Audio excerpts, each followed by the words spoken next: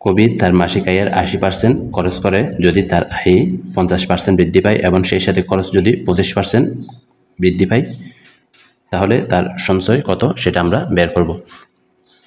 ধরি আমরা কবির সাহেবের মাসিক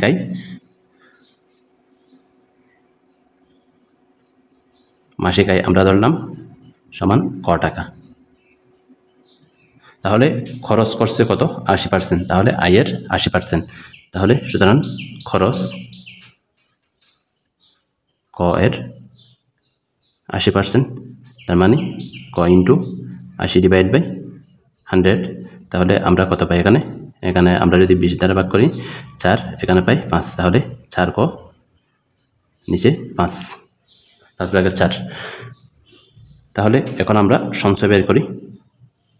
সঞ্চয় আয় বিয়োগ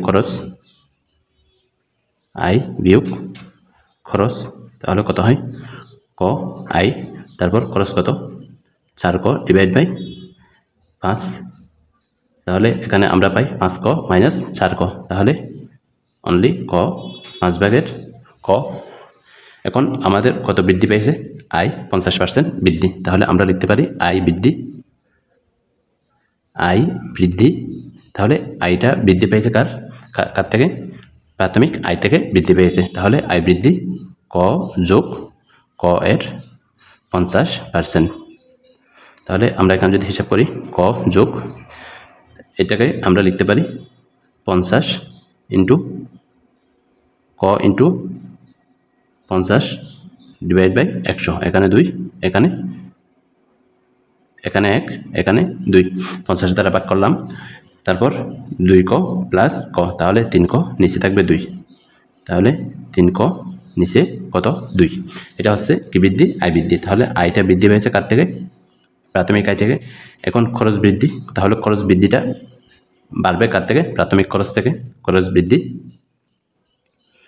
বৃদ্ধি ইজ ইকুয়াল টু প্রাথমিক খরচ কত, এটা থেকে বৃদ্ধি হবে 4 ক 5 প্লাস কত পার্সেন্ট বৃদ্ধি পেয়েছে 25%, তাহলে এত এর 25%।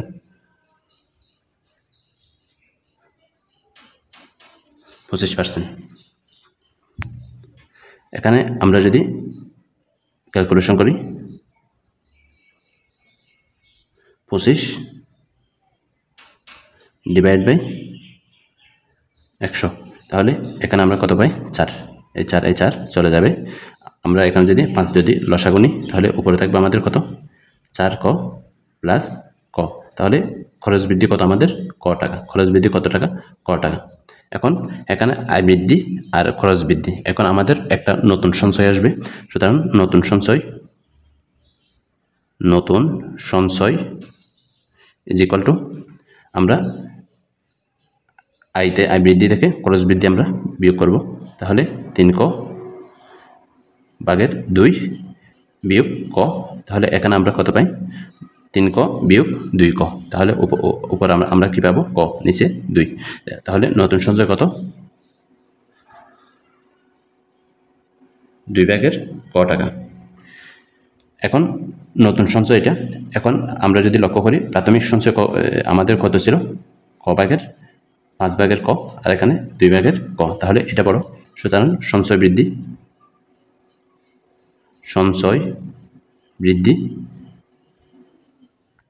প্রাথমিক সঞ্চয়, নতুন সঞ্চয় থেকে আমরা প্রাথমিক সঞ্চয়টা আমরা বিয়োগ করব, তাহলে এখানে কত পাই 10 লসাগু 5 × 10, তাহলে 5 ক 5 ক মাইনাস 2 ক, তাহলে আমরা এখানে কত পাই 3 ক / 10, তাহলে এটা কি বৃদ্ধি পেয়েছে, এটা আমাদের বৃদ্ধি পেয়েছে কার থেকে, প্রাথমিক সঞ্চয় থেকে এটা বৃদ্ধি পেয়েছে। তাহলে আমরা লিখতে পারি সঞ্চয়